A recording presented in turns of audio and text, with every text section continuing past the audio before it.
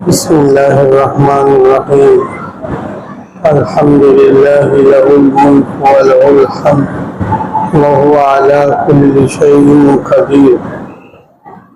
क़ाल अल्लाहु अज़्ज़ व जल्ल फ़िल क़ुरआनिल मजीद।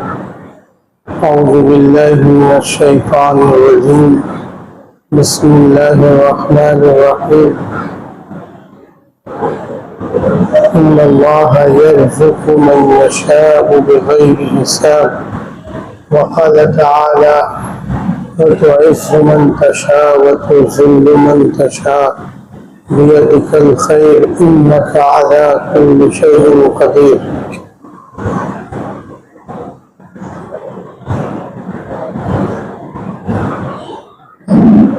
सदक़ल्लाहुल अलीयुल अज़ीम। हाज़िरीन गिरामी, अज़ीज़ साथियों और बुज़ुर्गों, दोस्तों, आज यौम जुमा के इस अज़ीम मौके पर हम सब की हाज़िरी अल्लाह तबारक व तआला की बेमिसाल तौफ़ीक़ की बुनियाद पर है। आज के टॉपिक और आज की गुफ्तगू का उन्वान है, सबसे पहले हमें ये समझना है कि हमारे रिज़्क़ में तंगी क्यों आती है, हमारी रोज़ी सुकड़ क्यों जाती है, हमारी ज़िंदगी की रोज़ी और रोज़मर्रा अखराजात में बहरान क्यों आता है, ये समझना है। तो इस ताल्लुक़ से अहादीस मुबारका की रोशनी में उलमाए किराम ने चंद बातें लिखी हैं जिसकी बुनियाद पर हमारी रोज़ी तंग हो जाती है, और अगर हम इन कामों को सही करने लगेंगे तो अल्लाह ताला हमारी रोज़ी वसी फरमा देंगे, हमारी जिंदगी की रोज़ी में वुसअत पैदा फरमा देंगे। पहली वजह जिससे रोज़ी तंग होती है वो है खड़े होकर खाना। खड़े होकर, जूता पहनकर, नंगे सर, एक साथ तीनों बातें हो, जूता पहनकर, खड़े होकर, नंगे सर जब हम खाना खाते हैं तो हम रोज़ी की तंगी को दावत देते हैं। ये पहली वजह लिखी है।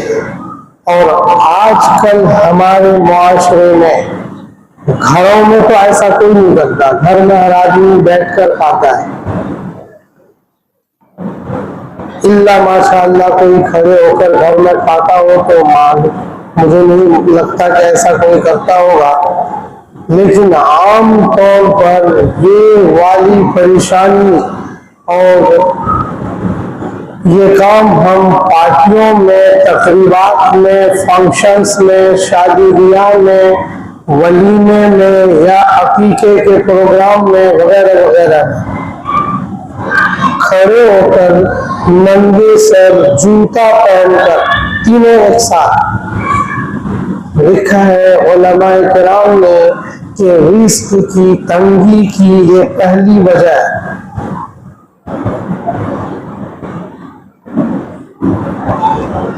और रोज़ी की तंगी की दूसरी वजह, रोज़ी की तंगी की दूसरी बहुत अहम वजह मेहमान को बोझ समझना। रोज़ी की तंगी की दूसरी बहुत अहम वजह मेहमान को, घर में आने पर मेहमान को बोझ समझना कि ये मेहमान आ गए, कहाँ से खिलाऊंगा, कहाँ से इसका इंतजाम होगा, कैसे होगा, वगैरह वगैरह जहन में ख्यालात।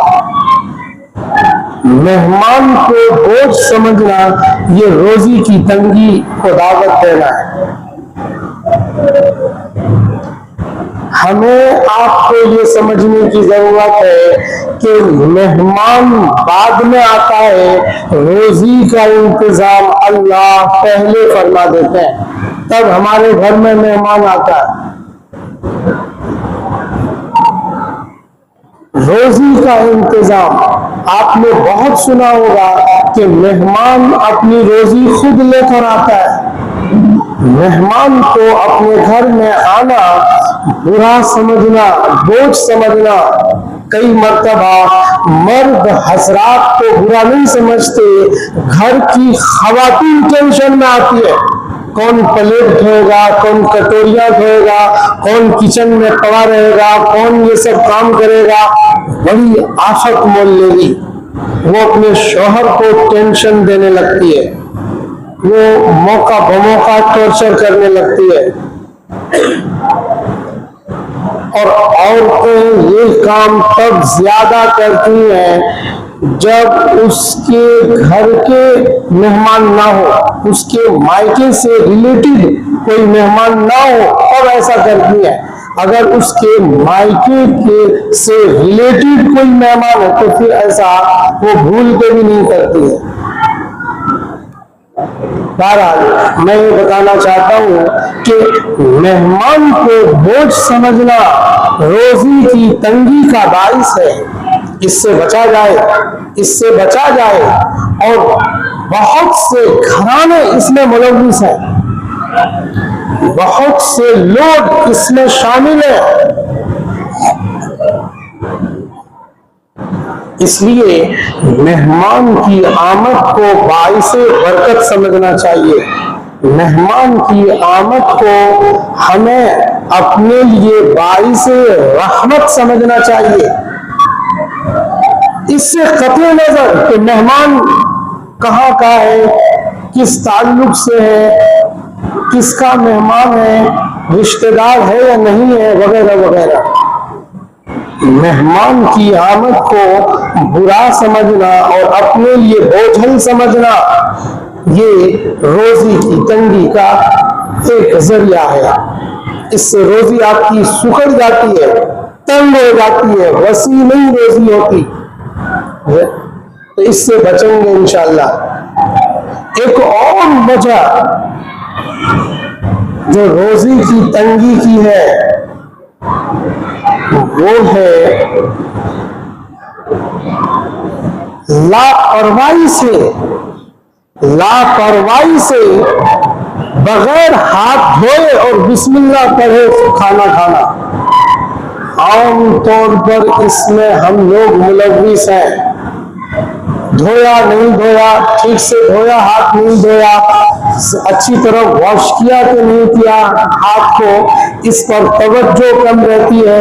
और खाना दस्तरखान पर लग गया, बस खाना शुरू कर दिया, बिस्मिल्लाह का ध्यान ही नहीं रहता। ये भी रोजी की तंगी का एक बाइस और उसकी एक वजह है। इससे बचें। जब भी आप खाना खाने जाओ बाज़ाब्ता हाथ धो। कई लोग कहते हैं कि अभी तो धोया था 10 मिनट पहले। नहीं, जब खाना खाने जाए तो बक़स्दे बाइरादाए ताम, बाइरादाए खाना, खाने के इरादे से, खाना खाने के इरादे से हैंड वॉश करना, ये सुन्नत है। तो अगर इसको हम छोड़ते हैं और बिस्मिल्लाह को छोड़ देते हैं तो ये रोजी की तंगी को दावत देते हैं। इससे रोजी हमारी तंग होती है। इसलिए हमें ये कोशिश करनी है कि खाना खाने के लिए जब भी हम जाएं तो इसका इस्तेहज़ार और इस पर तवज्जो डालें कि मैंने बिस्मिल्लाह पढ़ी या नहीं पढ़ी, हाथ धोया या नहीं धोया, नहीं धोया तो धोकर हाथ खाओ। एक और वजह रोजी की तंगी की एक और वजह है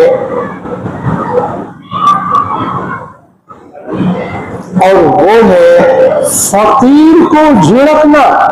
फकीर को झिड़कना, फकीर मांगने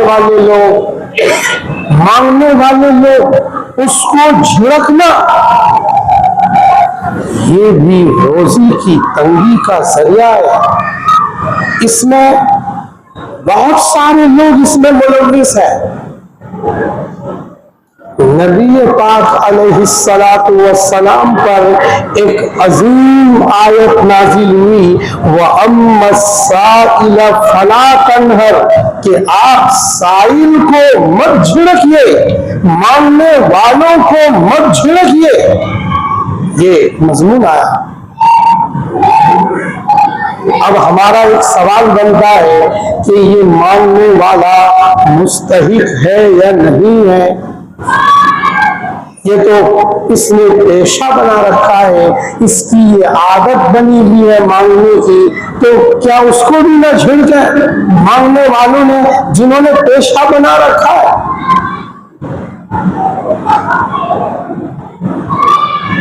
क्योंकि उसे भी मत झिड़को, उसे भी मत झिड़को। आपके पास पैसे नहीं है, आप माजरत कर लें, माफ करो भाई मेरे पास पैसे नहीं है। गोया जिसने आदत बना रखी है, अगर वो मांगता है तो आपके जहन में ये मजमून आया हुआ है कि ये इसका हकदार नहीं है, इसलिए आप उसे झिड़कते हैं। तो अब हम खुद के बारे में अल्लाह ताला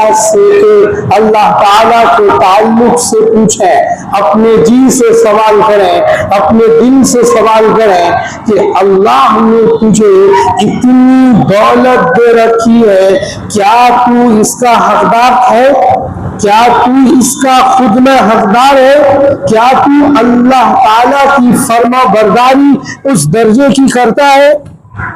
क्या अल्लाह ताला की इताअत इस दर्जे की तुम करते हो कि जिसकी बुनियाद पर अल्लाह ताला तुम्हें रोजी वसी और दौलत बहुत ज्यादा करके तुम्हें दे रहे हैं?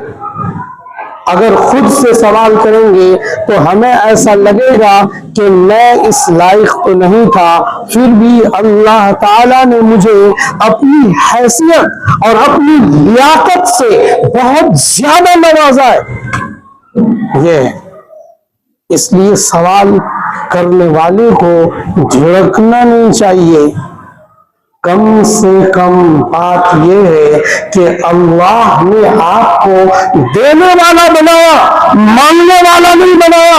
वो परवरदिगार मांगने वाला भी बना सकता था, उसने उस कैटेगरी से निकाल कर देने वाला बिना बनाया, खिलाने वाला बनाया, पिलाने वाला बनाया, लोगों पर खर्च करने वाला बनाया।